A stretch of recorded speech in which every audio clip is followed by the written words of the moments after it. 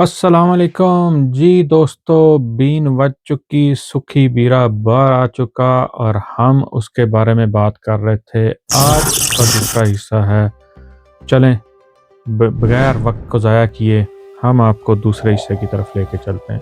History میں پہلی بار انسان کی ایموشن سافٹ ویئر بن چکی تھی۔ 2010 کے بعد فیس بک صرف ویب سائٹ نہیں رہا تھا، وہ ڈیجیٹل پلانٹ بن چکا تھا۔ ہر ملک، ہر زبان، ہر آئیڈیالوجی، سب کچھ فیس بک پہ آ گیا۔ اور پھر دنیا میں ایک عجیب چیز ہونے لگی، لوگ ریئلٹی سے زیادہ آن لائن ریئلٹی پہ ریئیکٹ کرنے لگے۔ آپ کو 2011 یاد ہے؟ مڈل ایسٹ، سب سے پہلے ٹونیزیا، پھر مصر، پھر لیبیا اور پھر Arab Spring. Social media pages protest organise کر رہے تھے، ویڈیو وائرل ہو رہی تھی، گورنمنٹ پینک میں آ رہی تھی۔ پہلی بار ہسٹری میں رولرز کو سمجھ آیا کہ انٹرنیٹ صرف انٹرٹینمنٹ نہیں ہے، پولیٹیکل ویپن بھی ہے۔ کچھ لوگ فیس بک کو ہیرو بول رہے تھے، کچھ فریڈم فائٹر، کچھ لوگ کہتے تھے یہ ڈیجیٹل کاؤس مشین ہے۔ اور سچائی آج سب کے سامنے ہے، لیکن دیکھنے کو کوئی تیار نہیں۔ فیس بک کا الگوریتم ایموشن کو ریوارڈ کرتا تھا۔ اگر پوسٹ پیسفل ہو، کم ریچ، اگر پوسٹ غصے والی ہو، بوم، وائرل، کیونکہ انسانی دماغ نیگیٹیوٹی پہ زیادہ ریئیکٹ کرتا ہے۔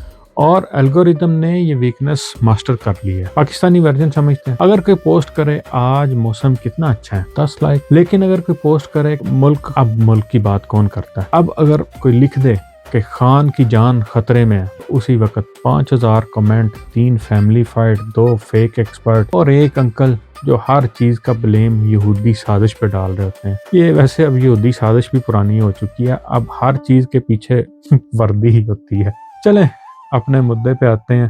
دوستو، اصلی دھماکہ 2018 میں ہوا، جب دنیا ہل کے رہ گئی، جب سامنے آیا کیمبرج انالیٹیکا سکینڈل۔ کروڑوں فیس بک یوزرز کا ڈیٹا دروغ پر گردنیں راوی، پولیٹیکل پروفائلنگ کے لیے استعمال ہوا، psychological targeting, behaviour manipulation, political influence, اور اچانک لوگوں کو ریئلائز ہوا کہ یہ ایپ ہمارے بارے میں ہم سے اتنا زیادہ جانتا ہے۔ فیس بک کو پتا تھا کہ تم کس چیز سے ڈرتے ہو، کس آئیڈیالوجی سے ایگری کرتے ہو، کس ٹائپ کے پوسٹ پہ ایموشنل ہو جاتے ہو۔ اور جب مشین تمہاری سائیکالوجی جان لے تو مشین تمہیں انفلوئنس بھی کرنے کی کوشش کرتی ہے۔ اور پھر کانسپیریسی تھیوریز کا بازار گرم ہو گیا۔ لوگ پوچھنے لگے کہ کیا حکومتیں بھی سوشل میڈیا یوز کر رہی ہیں؟ کیا انٹیلیجنٹ ایجنسیز بھی ڈیٹا ایکسس کرتی ہیں؟ کیا ہم والنٹیرلی سرویلنس اسٹیٹ بن کے رہ گئے ہیں؟ کیا ہم بغیر کچھ جانے اپنا سارا ڈیٹا اور مختلف قسم کی انفارمیشن حکومتوں کو خود سونپ رہے ہیں؟ اب یہاں ایک امپورٹنٹ بات ہے،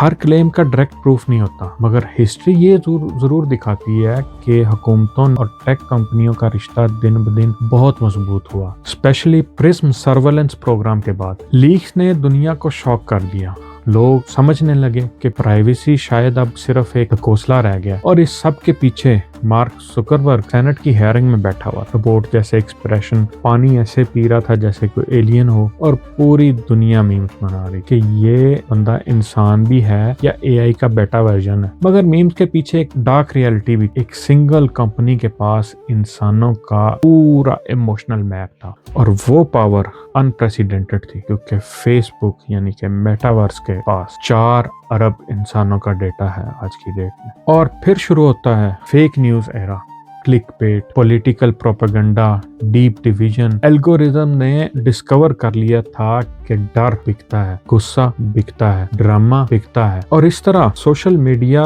دنیا کو مختلف ٹرائبس میں ڈیوائیڈ کرنے لگا، left versus right, liberal versus conservative, مرد ورسز عورت، مذہب ورسز مذہب، اور سب کچھ انگیجمنٹ بن گیا۔ اور اس سب میں آرڈینری انسان کیا کر رہا تھا؟ Scrolling, scrolling, scrolling. ہم سمجھ رہے تھے کہ ہم آزاد ہیں، مگر ریئلٹی میں ہم پریڈکٹیبل بن چکے ہیں۔ فیس بک نے صرف سوشل میڈیا کی بنیاد نہیں رکھی، اس نے انسان کا سائیکولوجیکل آپریٹنگ سسٹم بلڈ کر دیا۔ اور اب سوال یہ تھا کہ اس مشین کو کنٹرول کون کرتا ہے؟ پرانے زمانے میں لوگ زمین کے لیے لڑتے تھے، آج ڈیٹا کے لیے لڑ رہے ہیں۔ ہیومن ہسٹری چینج ہو چکی ہے، آج دنیا کا سب سے ویلیوبل ریسورس تیل نہیں ہے، سونا نہیں ہے، ڈیٹا ہے۔ اور ٹیک بلینئرز نئے ایمپررز بن چکے ہیں، Mark Zuckerberg, Elon Musk, Jeff Bezos, Bill Gates, Peter Thiel, یہ لوگ صرف کمپنیز کے مالک نہیں ہیں، یہ کمیونیکیشن کنٹرول کرتے ہیں، ٹینشن کنٹرول کرتے ہیں اور فیوچر انفراسٹرکچر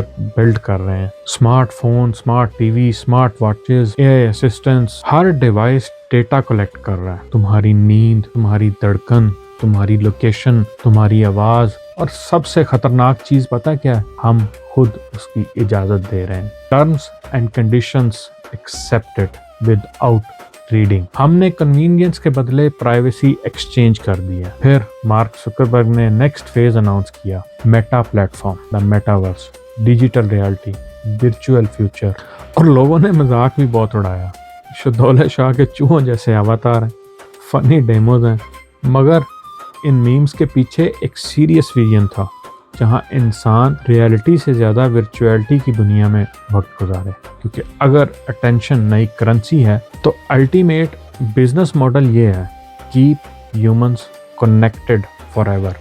اور اب اے آئی ریولوشن سٹارٹ ہو چکی ہے، الگوریدم سمارٹ ہو چکے ہیں، ڈیپ فیکس سمارٹ ہو چکے ہیں، پریڈکشن سسٹم اس سے بھی زیادہ سمارٹ۔ اب کمپنیز صرف یہ نہیں جانتی تم کیا کرتے ہو، بلکہ وہ پریڈکٹ کرتی ہیں تم کیا کرو گے۔ اور یہاں بات اور ڈرونی ہو جاتی ہے، کیونکہ جب مشین ہماری نیکسٹ چوائس پریڈکٹ کرنے لگے تو فری ول کا مطلب کیا رہ جاتا ہے؟ اب اس کو پاکستانی بچوں کی ورژن میں لیا جائے تو پہلے صرف رشتہ دار جج کرتے تھے، اور اب آپ کا موبائل بھی آپ کو جج کر رہا ہے۔ مگر سچ یہ ہے کہ ٹیکنالوجی خود ایول نہیں ہو، پرابلم پاور ہے، اور ہسٹری پروو کرتی ہے کہ جب بھی بہت زیادہ پاور بہت کم لوگوں کے پاس آ جاتی ہے تو دنیا بدل جاتی ہے، کبھی کنگز، کبھی امپائرز، اور اب ٹیک بلینئرز۔ آج کا انسان پرماننٹلی آن لائن ہے، صبح فون، رات فون، خوشی on line, depression on line, politics on line, relation ships on line, اور آہستہ آہستہ ہیومینٹی الگوریدم فرینڈلی بن گئی ہے۔